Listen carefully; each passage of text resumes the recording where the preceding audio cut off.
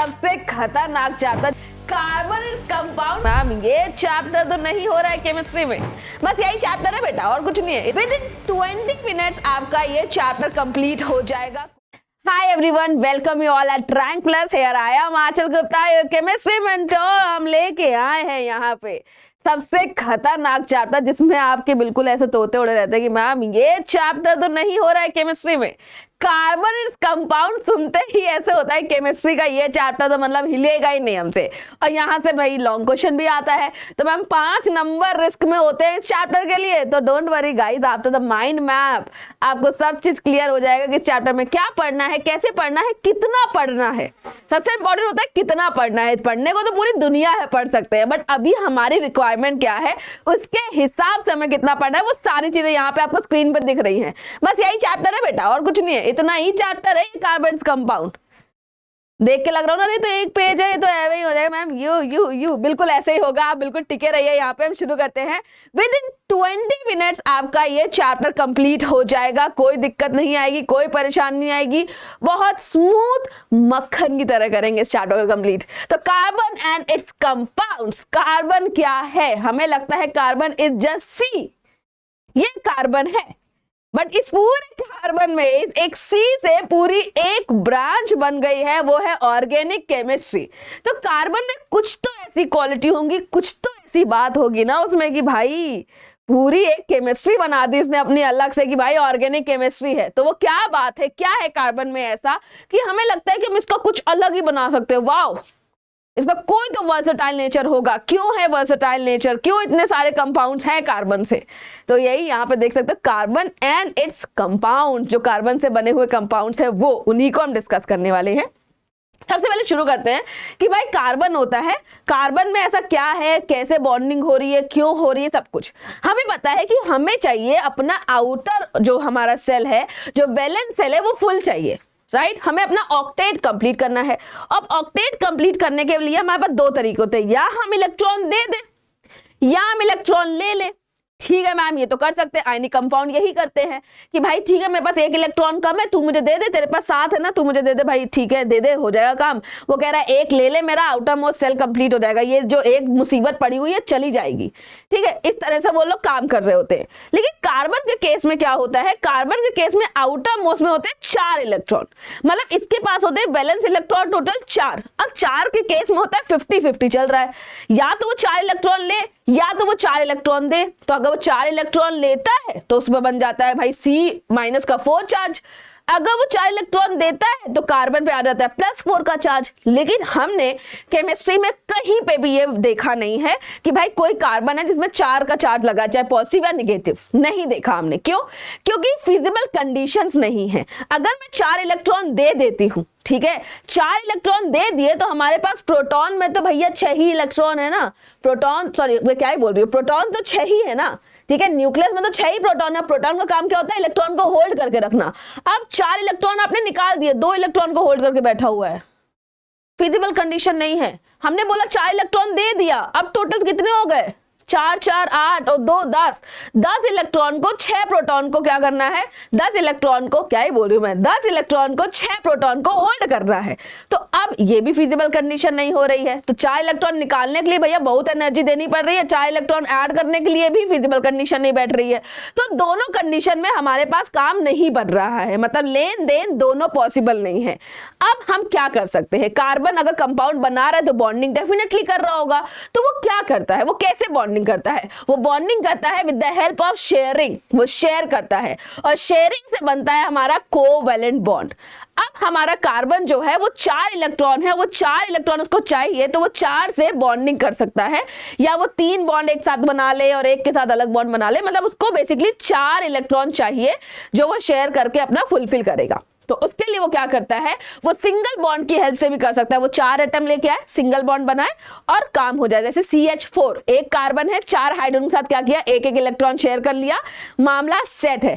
अगर मान लो नहीं कर रहा है कि चलो ठीक है मेरे को नहीं करना, मेरे को 2 बॉन्ड बनाने एक के साथ, तो हम क्या करेंगे, ऑक्सीजन लेके आ जाएंगे, CO2, 2 बॉन्ड बना दिया ऑक्सीजन के साथ, क्योंकि ऑक्सीजन को चाहिए 2 इलेक्ट्रॉन। तो कहेगा 2 हो गया काम, है ना। तो डबल बॉन्ड बना सकता है, ट्रिपल बॉन्ड भी बना सकता है कि भैया नाइट्रोजन आया गया, उसने कहा 3-3 शेयर करते हैं, मतलब 3-3 शेयर करते हैं, एक जो मेरा बच रहा है ना वो मैं हाइड्रोजन से साथ शेयर कर लूंगा, मामला सेट हो जाएगा, तो HCN बन जाएगा, हमारा ट्रिपल बॉन्ड हो गया। तो ये सिंगल डबल ट्रिपल तीनों बॉन्ड बना के अपना काम होना चाहिए। मैटर क्या है? अपना काम पूरा करना। और अपना काम पूरा कैसे कर रहे हैं हम लोग? शेयरिंग करके कर रहे हैं। अब चाहे हम 1 के साथ कर लें, चाहे हम 4 के साथ कर लें, शेयरिंग होनी चाहिए, ऑक्टेट कंप्लीट करना है, ये हमारा मोटिव है। इसके लिए वो सिंगल डबल ट्रिपल बॉन्ड बना लेता है। अब बात करते हैं कि क्यों कार्बन का वर्सेटाइल नेचर है। कार्बन में ऐसा क्या है, क्या खूबी है जो इसका इतना वर्सेटाइल नेचर है? कार्बन बेटा क्या कर सकता है, उसके पास कैटिनेशन की प्रॉपर्टी होती है। कैटिनेशन जो होता है वो होता है सेल्फ लिंकेज प्रॉपर्टी, मतलब carbon carbon carbon carbon carbon carbon, ये कार्बन कार्बन आपस में कनेक्ट कर सकते हैं। और ये आपस में क्यों कनेक्ट कर सकते हैं, क्यों है इनकी सेल्फ लिंकेज प्रॉपर्टी? क्योंकि इनका साइज होता है छोटू, ये होते हैं एकदम छुटके से हमारे, तो इसलिए इनके पास टेंडेंसी होती है। टेट्रावैलेंसी का मतलब होता है 4 बॉन्ड, टेट्रावैलेंसी मतलब 4 बॉन्ड बना सकता है। अपने 4 इलेक्ट्रॉन को ये शेयर करके, और 4 इलेक्ट्रॉन को शेयर करने के बाद 4 4 8 हो जाएगा, और इसका आउटर मोस्ट शेल कंप्लीट हो जाएगा, वो स्टेबल हो जाएगा। तो टेट्रावैलेंसी शो करता है, और टेट्रावैलेंसी शो करता तो है, 4 इलेक्ट्रॉन की शेयरिंग तो करेगा। अब वो शेयरिंग वो किसी तरह से भी कर सकता है, वो 4 सिंगल बॉन्ड बना ले, 2 डबल बॉन्ड बना ले, 1 डबल बॉन्ड बना ले, 2 सिंगल बॉन्ड बना ले, 1 ट्रिपल बॉन्ड बना ले, 1 सिंगल बॉन्ड बना ले। तो मल्टीपल बॉन्डिंग भी कर सकता है, जरूरी नहीं कि वो सिंगल बॉन्ड ही बना सकता है, वो डबल ही बना सकता है, वो ट्रिपल भी बना सकता है। तो कार्बन के पास ये टेंडेंसी होती है, इसीलिए जो हमारा कार्बन होता है, हमारा छिटकू जो होता है, वो वर्सेटाइल नेचर दिखाता है। अब आगे बात करते हैं। ठीक है मैम, वर्सेटाइल नेचर है, समझ गए, बहुत अच्छी बात है, मजे आ गए। अब और क्या होता है? तो कार्बन के पास ना एक होता है हमारे पास कि भाई यहाँ पे एलोट्रोप्स होते हैं। एलोट्रोप्स क्या होते हैं? ये होते कार्बन के ही हैं, होते कार्बन के ही हैं, लेकिन इनका स्ट्रक्चर अलग होता है। ठीक है, स्ट्रक्चर अलग होता है, प्रॉपर्टीज भी अलग हो जाती हैं। हमारे पास कार्बन के एलोट्रोप्स में क्या है? डायमंड है, ग्रेफाइट है एंड फुलरेंस है, राइट। अब ये क्या होता है? फुलेरा से फुलरेंस होता है, फुलेरा गांव सुना ना, फुलेरा से फुलरेंस। तो यहाँ पे डायमंड जो होता है ये हार्डेस्ट सब्सटेंस होता है, ग्रेफाइट हमारा हार्डेस्ट सब्सटेंस नहीं होता, वो सॉफ्ट होता है, स्लिपरी होता है। जमीन आसमान का अंतर है, और दोनों ही कार्बन से बने हुए हैं। फुलरेंस जो होता है वो बास्केटबॉल लाइक स्ट्रक्चर होता है, केस लाइक स्ट्रक्चर होता है, और ये क्या होता है? C60, 60 कार्बन होते हैं इसमें, 60 कार्बन। ठीक है, 20 मेंबर रिंग होती है, इसमें क्या होते हैं? 5 मेंबर रिंग और 6 मेंबर रिंग आपस में कनेक्टेड होती है। तो 20 मेंबर रिंग होती है यहाँ पे, 20 member ring and 12 5 member ring होती है, 26 मेंबर रिंग होती है एंड 12 5 मेंबर रिंग होती है कार्बन की। यहाँ पे हमको पता है डायमंड जो होता है ऑक्टाहाइड्रल होता है, कलरलेस होता है। ऑक्टाहाइड्रल का मतलब है कि यहाँ पे बहुत ही कॉम्प्लेक्स स्ट्रक्चर होता है आपका डायमंड का, यहाँ पे कोई फ्री इलेक्ट्रॉन्स नहीं होते हैं। ग्रेफाइट में आपके पास क्या होता है? हेक्सागोनल लेयर वाइज स्ट्रक्चर होता है। हमारे पास ग्रेफाइट में लेयर स्ट्रक्चर होता है, इसीलिए ग्रेफाइट क्या होता है? बिखरता है, जब उसको मारते हैं तो वो बिखरता है, लेयर में बिखरता है। तो यहाँ पे क्या होता है? हेक्सागोनल कलर एंड ओपेक होता है, आपको पता है ग्रेफाइट। यहाँ पे आपको पता है single bond and double bond होते हैं, हमारे सिंपल फ्लोरेंस में चल रहा होता है, उसका अलग कहानी है, उसमें इतना डिटेल में जाना भी नहीं है। यहाँ पे हम बात करते हैं गुड कंडक्टर ऑफ इलेक्ट्रिसिटी होता है ग्रेफाइट। ये इंपॉर्टेंट प्रॉपर्टी है, क्यों? क्योंकि ग्रेफाइट में बेटा फ्री इलेक्ट्रॉन होता है, 3 बॉन्ड होते हैं एंड एक जो होता है वो फ्री होता है, इसीलिए बेटा ये क्या करता है? गुड कंडक्टर होता है। बट डायमंड गुड कंडक्टर नहीं होता है, क्योंकि उसके चारों बॉन्ड पैक्ड होते हैं, इसीलिए डायमंड गुड कंडक्टर नहीं होता है, बट ग्रेफाइट गुड कंडक्टर होता है। ये प्रॉपर्टी पूछी जा सकती है कभी कभी एग्जाम में। चलो मैम, हो गया। आइसोमर्स क्या होते हैं? ये तो आपने बता दिया, एलोट्रॉप्स होते हैं, इनका स्ट्रक्चर अलग होता है, और यहाँ पे ये हो गया, डन है, कार्बन के एलोट्रॉप्स। आइसोमर्स क्या है? आइसोमर्स में आपको बताना है, सिर्फ यहाँ पे स्ट्रक्चर आइसोमर्स आपके आइसोमेरिज्म आपके सिलेबस में क्या होता है? सेम कंपाउंड है, कुछ नहीं बदलेगा, सिर्फ उसका स्ट्रक्चर में चेंज आएगा। क्या करेंगे? सिर्फ स्ट्रक्चर को बदल देंगे थोड़ा सा।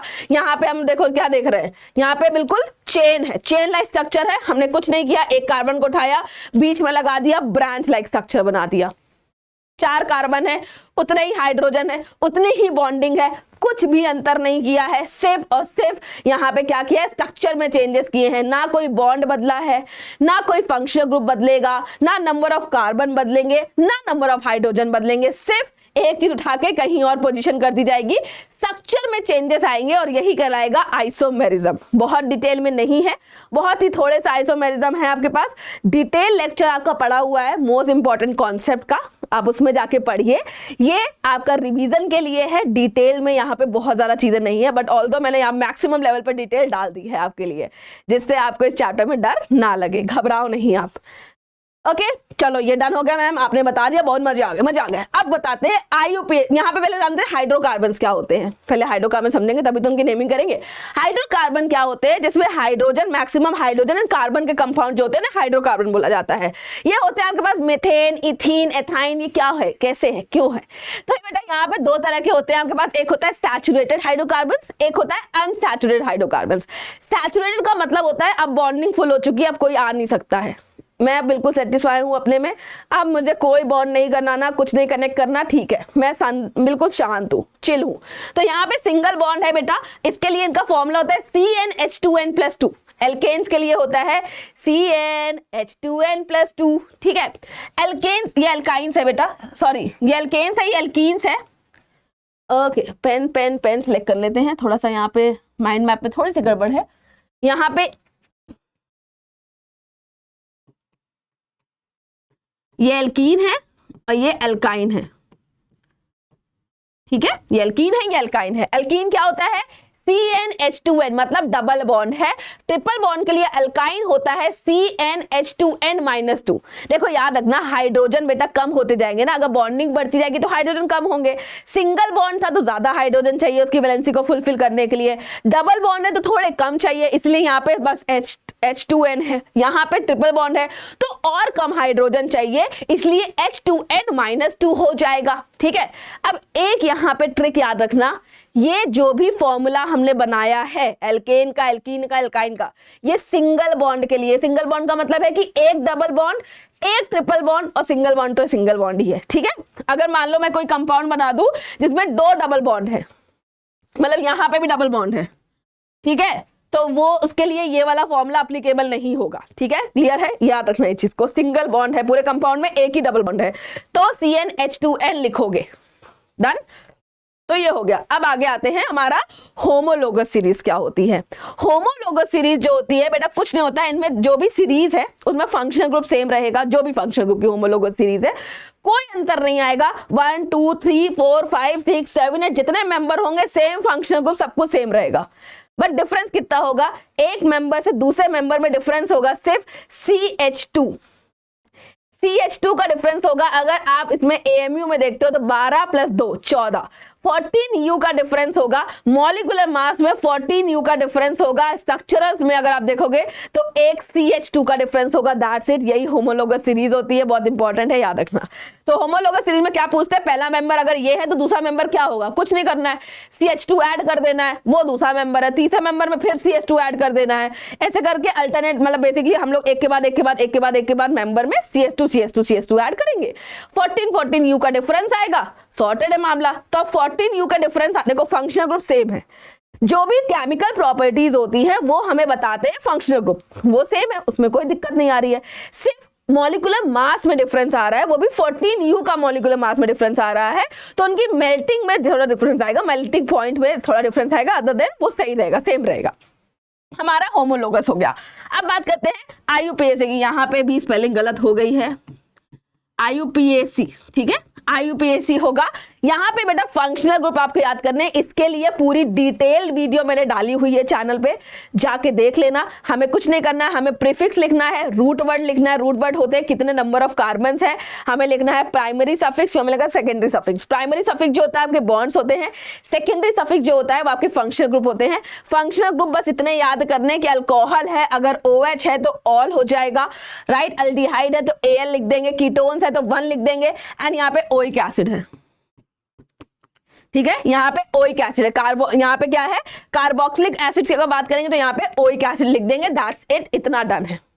इसकी डिटेल वीडियो पढ़िए प्लीज, जाके वहां पे रूल्स देख लेना, प्रैक्टिस भी किए हैं, वो आपको हेल्प करेगा ज्यादा बेटरमेंट के लिए, ठीक है।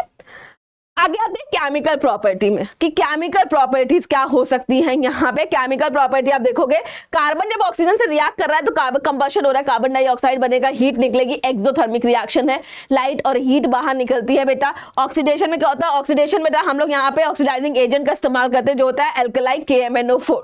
ठीक है, यहाँ पे कुछ नहीं किया है, ऑक्सीडेशन हुआ है, एडिशन हुआ है, आपके मिल गए ऑक्सैलिक एसिड। ये वाली रिएक्शन आपको करनी है क्योंकि अल्कोहल में बेटा जब हम ऑक्सीडेशन करवाते हैं in the presence of alkali KMnO4 और हम बोल सकते हैं एसिडिफाई K2Cr2O7 तो हमें मिलता है एसिडिक एसिड जो आपके सिलेबस में है एथेनोइक एसिड। ठीक है, इसलिए ये रिएक्शन एक बार देखनी है। एडिशन रिएक्शन जो है ये क्या है, हाइड्रोजनेशन रिएक्शन है। यहाँ पे निकल की प्रेजेंट में हम क्या कर रहे हैं, हाइड्रोजन ऐड ऑन कर रहे हैं। तो एक क्वेश्चन आ जाता है, डबल बॉन्ड आपका अनसैचुरेटेड है, सैचुरेटेड को कन्वर्ट करना है। ये होता है अनसैचुरेटेड से सैचुरेटेड में करना है कन्वर्ट। अगर आपको किसी अल्कीन मतलब अल्केन्स को, तो आप कैसे करोगे, ठीक है। अल्कीन को अल्केन में कन्वर्ट करने के लिए हाइड्रोजनेशन करवाते हैं। कैसे करवा रहे हैं बेटा, निकल कैटलिस्ट के प्रेजेंट में। अब हम कर रहे हैं सब्स्टिट्यूशन रिएक्शन। सब्स्टिट्यूशन रिएक्शन में यहाँ पे बेटा क्लोरोफॉर्म बनता है। अगर क्लोरोफॉर्म देखे तो कुछ नहीं, एक हाइड्रोजन को निकालेगा, क्लोरीन आएगा, फिर दूसरे हाइड्रोजन को निकालेगा, एक और क्लोरीन आएगा, फिर एक और हाइड्रोजन को निकालेगा, फिर एक और क्लोरीन आएगा। बस ये चलता रहता है सब्स्टिट्यूशन में। सब्स्टिट्यूशन का मतलब होता है तुम बाहर निकलो, मैं तुम्हारी जगह पे आऊंगा। ठीक है, इंपॉर्टेंट पॉइंट वो होते हैं आपके ethanoic acid and ethanol. Ethanol से शुरू करते हैं, अल्कोहल होता है, ठीक है, C2H5OH। इसकी रिएक्शन अगर हम सोडियम से कराते हैं तो सोडियम एथॉक्साइड बन जाता है और हाइड्रोजन गैस बाहर निकलती है। हाइड्रोजन गैस का टेस्ट जो होता है बेटा पॉप्सॉन प्रोड्यूस होता है, याद रखना, ठीक है, पॉप्सॉन प्रोड्यूस होता है। बात करते हैं कार्बोक्सिलिक एसिड, अल्कोहल की रिएक्शन एसिड से करवाई जा रही है तो स्वीट स्मेल, इसी को एस्टरिफिकेशन बोला जाता है। यही रिएक्शन एस्टरिफिकेशन है, कोई नई रिएक्शन नहीं है बेटा, एस्टरिफिकेशन यहीं पे ही है। डिहाइड्रेशन मतलब पानी को बाहर निकाल देना, पानी को बाहर निकाल देना और एस्टर बना देना, दैट्स कॉल्ड डिहाइड्रेशन। पानी को बाहर निकाल देना है यहाँ पे आप देख सकते हो डिहाइड्रेशन। एथेनोइक एसिड जो होता है वो होता है ये CH3COOH, ये है एथेनोइक एसिड। बेस से रिएक्शन किया है आपका, यहाँ पे सोडियम एथोनेट बन गया है। ये याद रखना बेटा, सोडियम से रिएक्शन जब करवाई है, जिंक की रिएक्शन करवाई है तो आपके पास यहाँ पे हाइड्रोजन गैस बनी है। ये रिएक्शन एक बार देखनी है बस। इसके बाद एस्टरिफिकेशन रिएक्शन क्या होती है, when alcohol react with acid in the presence of acid. ठीक है, H2SO4 की प्रेजेंट में alcohol acid ethanoic acid react कर रहा है तो एस्टर और पानी बन रहा है। और हाइड्रोलिसिस जो होती है एस्टर की एसिडिक मीडियम में वो ये होती है, यहाँ एसिड और अल्कोहल बन रहा होता है। याद रखना एस्टरिफिकेशन एंड सपोनिफिकेशन एक दूसरे के रिवर्स प्रोसेस नहीं है, अलग है वो, याद रखना, वो बिल्कुल अलग चीज है। यहाँ पे हाइड्रोलिसिस ऑफ एस्टर की गई है, जब हाइड्रोलिसिस ऑफ एस्टर करी गई है तब एथेनोइक एसिड एथेनॉल बना है। ये एक दूसरे का क्या है बेटा, ये एक दूसरे का रिवर्स प्रोसेस है। सपोनिफिकेशन एस्टरिफिकेशन का रिवर्स प्रोसेस नहीं है, याद रखना। यहाँ पे क्लियरली देख लो, एस्टरिफिकेशन में क्या होता है, एसिड अल्कोहल से रिएक्ट कर रहा है in the presence of H2SO4 तो हमें क्या मिल रहा है, एस्टर और पानी मिल रहा है, ये एस्टरिफिकेशन है। सपोनिफिकेशन क्या होती है, जब एस्टर रिएक्ट करता है अल्कलाई से, मतलब बेस से, जब एस्टर रिएक्ट कर रहा है अल्कलाई से बेस से तो सोडियम एथोनेट बन रहा है और एथेनॉल बन रहा है। ये डिफरेंस है बेटा दोनों में, और ये दोनों रिएक्शन बहुत इंपॉर्टेंट है। सॉर्टेड, बस इतना ही पढ़ना है चैप्टर में, और डिटेल में जाने की कोई जरूरत नहीं है। चिल करो, बस इतना पढ़ लो। डिटेल लेक्चर आपका पढ़ा हुआ है चैनल पे, मोस्ट इंपॉर्टेंट कॉन्सेप्ट से। आप जाके कैंप बुलेटिन में जाके देख लो, सारी डिटेल कवर की है, उससे बाहर कुछ नहीं आने वाला एग्जाम में, ये गारंटीड है। बाकी ये रिवीजन के लिए है, आप क्विक रिवीजन कर सकते हो विद इन 20 मिनट, जिससे आपके सारे कॉन्सेप्ट क्लियर हो जाएंगे कार्बन कंपाउंड की। इस चैप्टर में प्लीज घबराना बंद करो, पढ़ना शुरू करो। गिनती की 7 रिएक्शन है, इसके बाहर कुछ नहीं करना है। तो all the best for exam, पढ़ते रहो बेटा, खुश रहो, बाय बाय।